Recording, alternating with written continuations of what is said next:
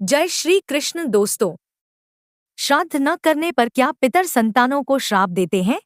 कभी मन में आया है यह सवाल? तो आज इसी के बारे में जानते हैं।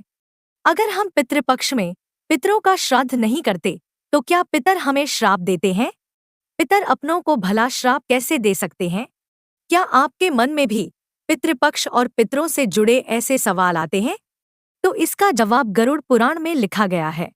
साथ ही गरुड़ पुराण में पितृलोक के बारे में कई ऐसी बातें लिखी हुई हैं जो आज भी हमारे लिए एक रहस्य है। आइए जानते हैं पितृलोक की खास बातें और पितरों के श्राप से जुड़े सवाल का जवाब। क्या पितरों का श्राद्ध न करने से वे हमें श्राप देते हैं? आखिर कोई पूर्वज अपनी संतानों को श्राप क्यों देगा? आपके मन में भी ये सवाल कभी न कभी जरूर आए होंगे। पितृपक्ष में पूर्वजों को प्रसन्न करने के लिए उनका तर्पण, श्राद्ध और अन्नदान करने के लिए कहा जाता है। पौराणिक मान्यता है कि अगर किसी के पितर खुश नहीं रहते तो जीवन में उस व्यक्ति की तरक्की नहीं हो सकती है। लेकिन क्या इसका अर्थ यह है कि आपके पितर नाराज होने पर श्राप दे सकते हैं? आइए जानते हैं गरुड़ पुराण में इसके बारे में क्या लिखा गया है।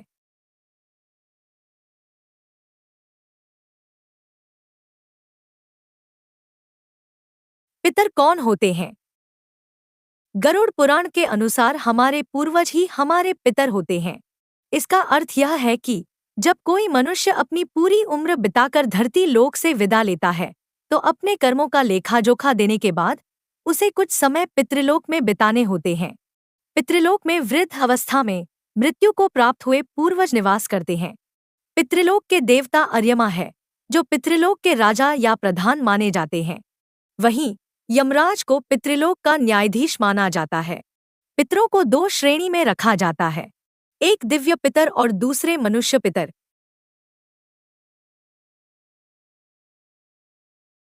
दिव्य पितर उस श्रेणी का नाम है जो जीवधारियों के कर्मों को देखकर मृत्यु के बाद उसे क्या गति दी जाए इसका निर्णय करते हैं।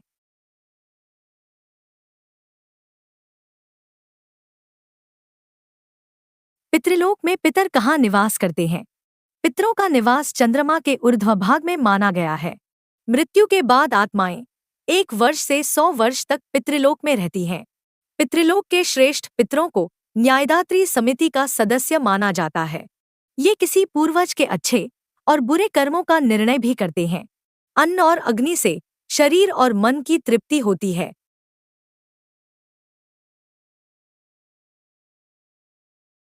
गरुड़ पुराण के अनुसार जिस प्रकार धरती पर किसी विभाग को चलाने की व्यवस्था है उसी तरह पितृलोक को भी चलाने की एक व्यवस्था बनाई गई है।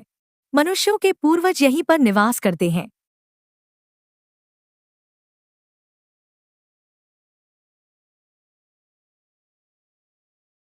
क्या पितर देते हैं अपने परिजनों को शाप? सोचिए कि आपका कोई अपना समय निकालकर किसी उत्सव के समय आपके घर आता है, लेकिन अगर आप उनका आदर सत्कार करने की बजाय उनकी अवहेलना करते हैं या फिर उनके आगमन के बाद कोई उत्साह नहीं दिखाते, तो आपके उस मेहमान या अपने को कैसा लगेगा? जाहिर सी बात है कि उसका मन दुखी हो जाएगा और आपके प्रति उसके प्रेम और लगाव की भावना को ठेस पहुंचेगी। इससे उनका मन दुखी रहेगा और दुखी मन से निकली हुई आह या पीड़ा विनाश लेकर आती है। इसी कारण से श्री कृष्ण ने गीता में भी कहा है कि मनुष्य को कभी भी किसी का दिल नहीं दुखाना चाहिए।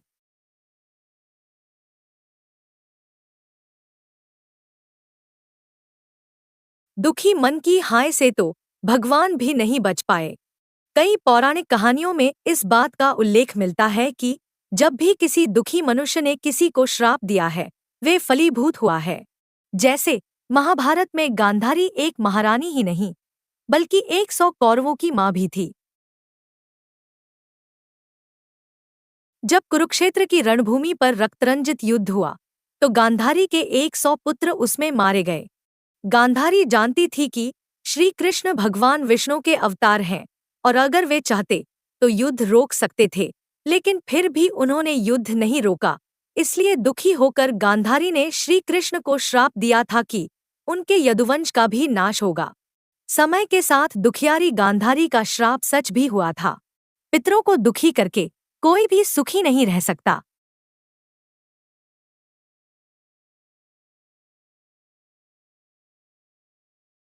गरुड़ पुराण के अनुसार पितृलोक में भी पितरों की योनियां निर्धारित की गई है, लेकिन आपके पितर किसी भी योनि में क्यों न हो, उनका तर्पण और श्राद्ध कर्म अवश्य किया जाना चाहिए।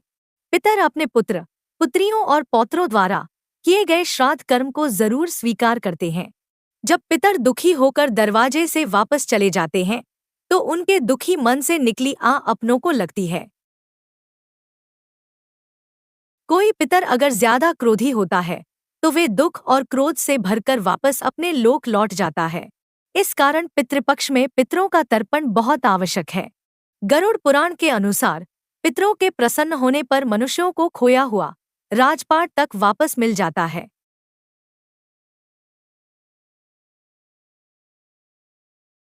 दोस्तों, वीडियो में श्राद्ध के बारे में बताई गई ये सभी बातें आपको कैसी लगी, हमें कमेंट बॉक्स में लिखकर जरूर बताइए। साथ ही अगर आप हमारे चैनल पर नए हो तो चैनल को सब्सक्राइब अवश्य कर ले और वीडियो को अपने दोस्तों, घर परिवार वालों को भी जरूर शेयर करें। वीडियो को पूरा देखने के लिए आपका दिल से बहुत बहुत धन्यवाद। जय श्री कृष्णा। राधे राधे।